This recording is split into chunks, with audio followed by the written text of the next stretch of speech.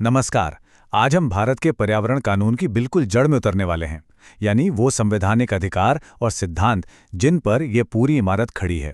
और हाँ, ये पूरा विश्लेषण खास तौर पर आरडीवी जबलपुर के एलएलबी छात्रों को ध्यान में रखकर तैयार किया जा रहा है। तो चलिए सीधे शुरू करते हैं।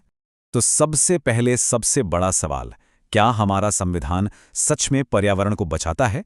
और अगर जवाब हाँ है तो आखिर कैसे? कौन से टूल्स हैं, कौन से रास्ते हैं? ये पूरा डिस्कशन इसी एक सवाल का जवाब ढूंढने के बारे में है। देखिए, भारत में पर्यावरण से जुड़ा कोई भी कानून हो, उसकी जड़ें हमारे संविधान में ही हैं। तो चलिए सबसे पहले इसी संवैधानिक बुनियाद को समझते हैं। इसे हम अधिकारों और कर्तव्यों की एक त्रिमूर्ति भी कह सकते हैं। ये स्लाइड एक बहुत ही सीधा और मजबूत फॉर्मूला दिखाती है। देखिए, नागरिक को एक अधिकार दिया गया, राज्य को एक कर्तव्य सौंपा गया और फिर वापस नागरिक को भी एक कर्तव्य याद दिलाया गया। ये तीनों मिलकर एक ऐसा मजबूत ढांचा बनाते हैं जिसे तोड़ना आसान नहीं है। अब यहाँ पर सुप्रीम कोर्ट का रोल बहुत दिलचस्प हो जाता है। कोर्ट ने जीने के अधिकार को सिर्फ सांस लेने तक सीमित नहीं रखा। कोर्ट ने कहा कि भाई, सम्मान के साथ जीने का मतलब है प्रदूषण मुक्त हवा और पानी में जीना। तो एक तरह से स्वच्छ पर्यावरण का अधिकार अब अनुच्छेद 21 का ही एक हिस्सा बन गया है। और इस बात का सबसे बड़ा सबूत है एमसी मेहता बनाम भारत संघ का ये ऐतिहासिक केस। कोर्ट ने इस केस में साफ साफ कह दिया था कि जीवन का पूरा आनंद लेने के लिए प्रदूषण मुक्त हवा और पानी का अधिकार भी जीने के अधिकार में शामिल है। यहीं से सब कुछ बदल गया। ठीक है, तो संवैधानिक बुनियाद तो बन गई।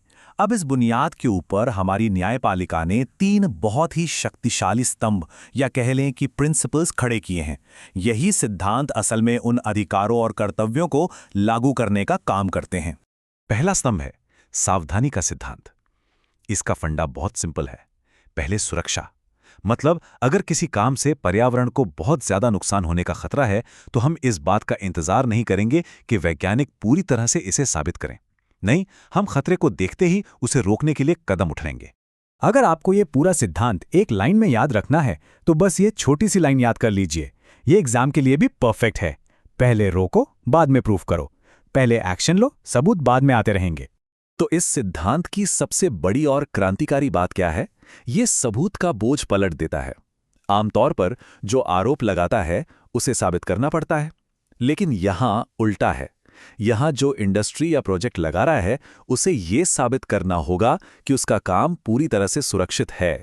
अब आते हैं दूसरे स्तंभ पर, प्रदूषणकर्ता देय सिद्धांत। ये सिद्धांत तब काम आता है जब नुकसान हो चुका होता है। ये जवाबदेही तय करता है।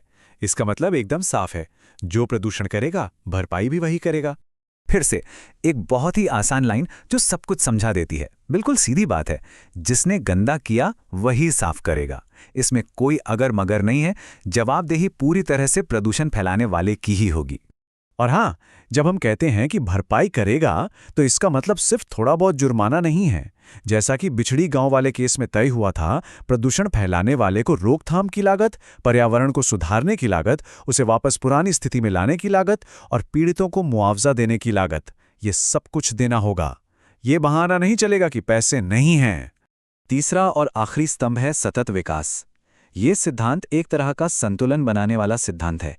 ये कहता है कि विकास करो, आज की जरूरतें पूरी करो, लेकिन ऐसे करो कि आने वाली पीढ़ियों के लिए संसाधन बचे रहें। मतलब विकास भी हो और पर्यावरण भी सुरक्षित रहे। तो अब तक हमने नींव देख ली और उस पर खड़े 3 स्तंभ भी देख लिए। अब चलिए इन सबको एक साथ जोड़कर देखते हैं कि ये पूरा सिस्टम असल में काम कैसे करता है। ये स्लाइड दोनों मुख्य सिद्धांतों के बीच का फर्क बहुत अच्छे से बताती है। एक तरफ है सावधानी का सिद्धांत, जो नुकसान होने से पहले काम करता है। ये रोकथाम के बारे में है। दूसरी तरफ है प्रदूषणकर्ता देय सिद्धांत, जो नुकसान होने के बाद काम करता है। ये भरपाई के बारे में है। एक प्रोएक्टिव है तो दूसरा रिएक्टिव।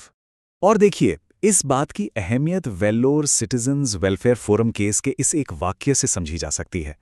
कोर्ट ने खुद इन दोनों सिद्धांतों को भारतीय पर्यावरण कानून के जुड़वा स्तंभ कहा है। इससे बड़ी बात और क्या हो सकती है? और आखिर में एक सवाल जिसके बारे में सोचना बहुत जरूरी है। आज हम विकास की जिस तेज दौड़ में शामिल हैं, उसे देखते हुए क्या आपको लगता है कि ये इतना मजबूत कानूनी ढांचा हमारे पर्यावरण के भविष्य को बचाने के लिए काफी है? इस पर सोचिएगा जरूर।